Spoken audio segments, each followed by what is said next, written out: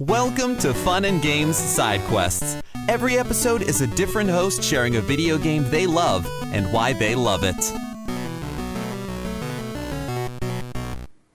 Hello, my name is Christopher Leech. Feel free to call me Chris. My pronouns are he, him, and I'm a PhD researcher from Liverpool, England.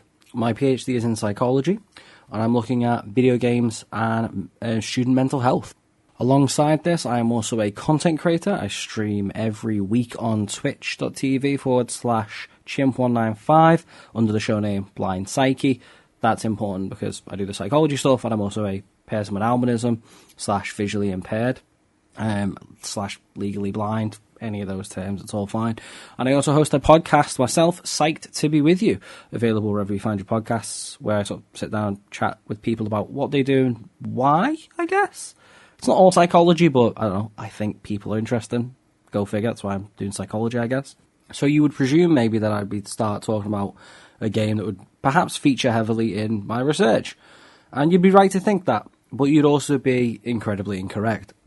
Today, I'm going to be talking to you about Deep Rock Galactic, or DRG for short. What is Deep Rock Galactic, I hear you ask? Well, to quote from the game's description, Deep Rock Galactic is a 1 to 4 player co-op FPS featuring badass space dwarves, 100% destructible environments, procedurally generated caves, and endless hordes of alien monsters. Now that is pretty much what it is, in the most literal sense. This game actually came out in May 2020. I didn't actually get onto it until around July 2022, possibly a bit later than that, when it was released as part of Humble Choice. Humble Bundles monthly subscription program. Now, initially, when I saw the game, I was not really enamoured. Very much kind of thought... To be honest, I thought it looked a bit Minecrafty. Maybe it was just because, I don't know, pickaxes and destructible environments. But I eventually give it a go. Much to my surprise, I fell in love with it. There is something so incredibly satisfying about just plonking yourself into a map, going and mining some stuff while blowing the faces off various types of aliens. The game has a really good in-based progression system. There are 4 distinct classes: gunner, driller, scout, and engineer, each offering their own unique combinations of weapons, grenades, additional tools. The game is predominantly, I think, aimed at co-op. However, I have played most of my 110 hours on single player. There's just something really satisfying, and this is why I chose the game, to just plonk yourself in the world, go on, any particular mission that you fancy doing, and just go on and mining some stuff. I like to go with my little friend Bosco, the AI companion that the game provides for you for single player. Now, Bosco is actually a little bit broken, depending on the type of mission you do, because you can just kind of direct Bosco to do certain things, which he'll do very adequately, and also doesn't actually gain any aggro against the monsters. This makes harder difficulty missions a little bit more challenging because everything is trying to eat your face. However, as I say, that's counterbalanced against some things such as the egg collection quests, where you can just kind of point in the rough approximate direction of where an egg is, and Bosco will 9 times out of 10 go and grab it for you. The game is sort of one of those online live service games that exists in seasons, but if that's not the typical thing you're into, don't let that put you off. It as I say, I've put over 100 hours, 110 hours exactly into this game, and I didn't think I'd like it. It is also great fun with friends. I've played it with a couple of friends at once. It's really fun. But there's just something about even the variety within the missions that I think is truly exceptional. It's well balanced in terms of how the combat and movement feels. The combat is intense. You go through these waves of really ferocious, monstrous battles. There are also some really hilarious things that can happen. In one of the most recent sort of seasons, Plaguefall, basically meteors fell into the planet. And, a lot of the time, this, didn't really do much. Did it kill me a couple of times? Yeah. Did it also kill a couple of boss monsters on accident? Also, yes. Absolutely hilarious. The mission types generally are, there's go and mine a thing, you distribute it, go and collect a number of eggs, you plonk them. Oil refinery, well, not oil refinery, Morkite refinery, but you go and collect some pipes, they do some pumping, you have to defend the thing. escort missions where you kind of take like a tank on a journey. It's like a driller, so you have to like protect and repair that, which is like a nice little twist on the sort of gameplay. And dreadnought missions, which is basically like two really enclosed and intense boss fights. The way you unlock things is really nice in terms of its pacing. You have to do typically 4 to 5 missions in a sequence of certain varieties in order to unlock stuff. I honestly maybe made the mistake of just doing random missions. It was great for just jumping on and spending 40 minutes doing a mission and turning it off. It was even better when I realised that I had not unlocked a lot of the stuff yet. You don't really unlock a lot of the game's content until you get one of your character classes up to level 25. Now, obviously, there are ways to min-max this and then like promote your class that way. But generally, this took me a while. And then I unlocked a whole host of other things that you'll really take the game into a whole new dimension, including deep dive mode, which is where you do 3 missions back to back, all your resources carry over, and random effects can occur, which is a thing, by the way. Random things can make levels much more fun. This ranges from helium, so all the character voices go high-pitched and hilarious, right the way to, like, enemies, respawn after a few seconds, because zombie aliens, I guess. All that, this is me telling you about the game. That's just how fun it is. I really could just go away and play this for hours, because I have done, right? And for me, I think the driller is the most fun class. Maybe that is a single-player thing, but a combination of a flamethrower and a drill that you go, oh, well, the thing I'm after is over there through some wall. I'll just get there by drilling through it, is much quicker than physically mining yourself. Now, there is a whole host of customization options. You can customize pretty much every detail from your character's costume, from different beards and mustache styles and colours, hairstyles, helmets, you name it, they got it. You can customize your pickaxe, as well as your actual weapons with various upgrades and paint jobs. And then you can overclock them, again, at a certain point.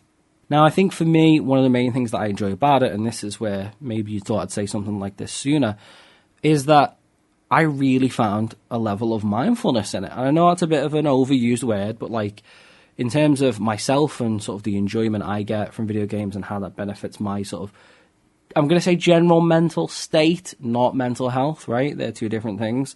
I just really enjoyed it. I could get lost. As I say, just really sit there, explore, have fun and go, oh, it was really satisfying.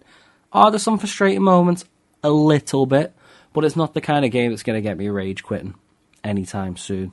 As I say, it's seasonal, so they do add content. Ghost Ship and Coffee Stain Publishing are sort of the devs / publishers, and the seasons are ongoing. So there's a really cool one I mentioned with Plaguefall. There are sort of miniature seasonal events within those. So like there was a festive themed event where there was like a cheeky little elf running around the missions, and if you sort of captured him, you got a bonus, and just all these things. And all of the in-game sort of currency just allows you to unlock cosmetics. So you don't have to really worry about it too much if you don't care.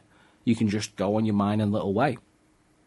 I think one of the things the game does really well is, considering the game does so much, I mean, the caves are procedurally generated, sometimes you can just get a stinker. I have, quit a couple of missions where I've just gone, yeah, it's not happening. It's not happening. And it's really, really neat. It's really, really neat. It just does something that I think, it scratches an itch that I currently couldn't find any other game to scratch. And that, I think, is what makes the game truly unique. As I mentioned, the experience is a bit different with co-op. I haven't played with randos myself, but from what I can gather from the general sort of online consensus is that people are actually pretty good. They're very passionate about rock and stone, as the game likes to call it.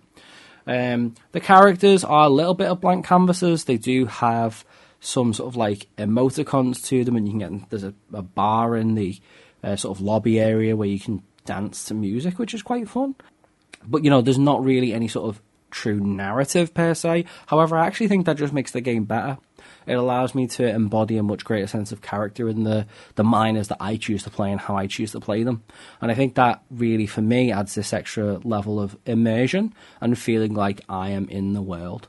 There's just, as I say, the combination of the environments being cool and gloomy and different biomes, the ice world is slippery, the forest world has, like mushrooms and stuff you have to avoid, the lava world has lava, obviously, as well as like some biodome related enemies as well.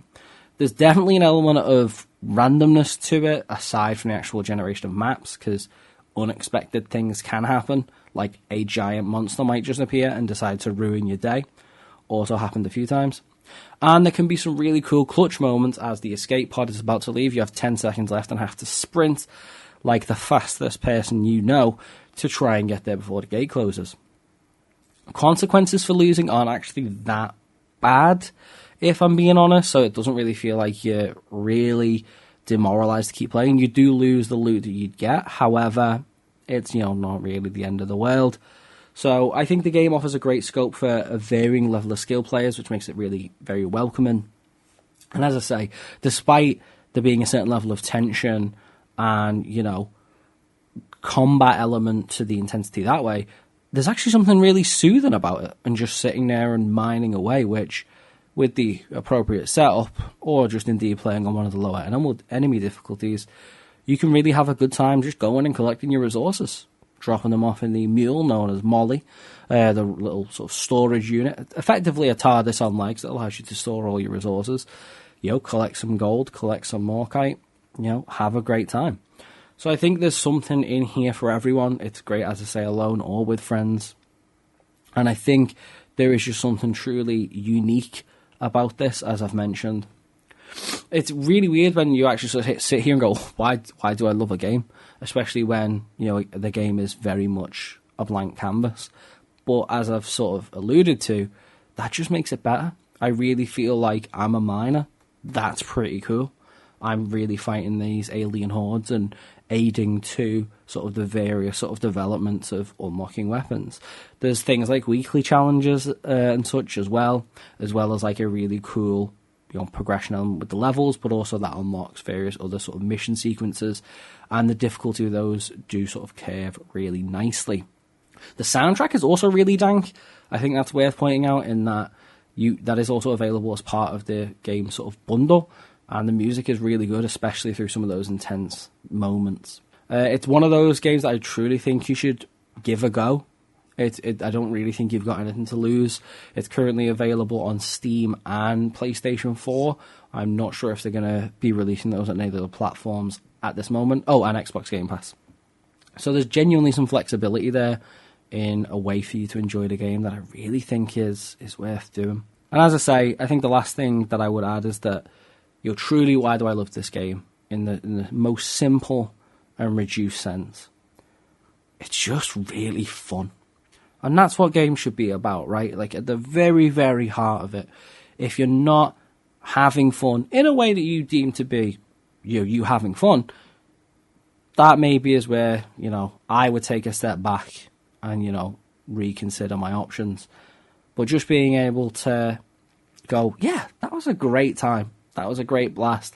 There's loads of things you can talk about. I've had several very long conversations just about the game with friends and some family members that didn't want to hear about it. Last thing I'd also like to just touch on really quickly is that, as I mentioned sort of in my introduction, I am visually impaired, / legally blind, so I do have a little bit of vision. And I do want to say, while the accessibility options are not really extensive in the game, one that I found most useful was the ability to scale the HUD. So being able to sort of increase the size of my ammo capacity, health bar, those type of things, and that was scalable by a pretty good percentage. It's a minor detail, but when you're playing a game like an FPS or something like that, it really makes a big difference. As ever, always check that the accessibility options are right for you. That's really important, but for me, that enabled me to get the most out of the game. I can also enjoy the game on Steam Deck, despite it obviously being sort of like a smaller screen, because of the ability to scale, as well as, I guess, familiarity of just where things are and knowing when my character's about to drop. So, it's worth bearing in mind, but just wanted to give a little nod to that as a feature, because I personally found it to be really, really helpful. So, if you think of picking up the pickaxe, joining the group of miners, just remember, rock and stone, and happy gaming.